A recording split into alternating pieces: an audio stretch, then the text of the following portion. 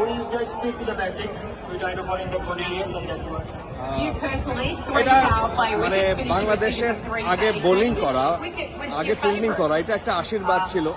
অনেক আগে থেকেই আমরা এটা বলে আসছিলাম, যদি বাংলাদেশ আগে এই সুযোগটা পায়, বাংলাদেশ সুযোগটা কাজে লাগাতে পারে। এবং এক্স্যাক্টলি তানজিম সাকিবরা, মুস্তাফিজরা, তাসকিনরা সেটা করে দেখিয়েছে। এখন ব্যাটারদের পালা, তারা আসলে কি দেখায় সেটার জন্য আমাদের অপেক্ষা করতে হবে। বাংলাদেশ আগে বল করে তারা 113 রান করতে সক্ষম হয়েছে সাউথ আফ্রিকা।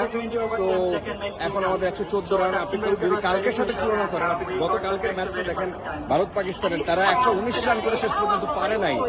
তো এটা লো স্কোরিং ম্যাচ হচ্ছে। এই পিচের কথা যদি বলি,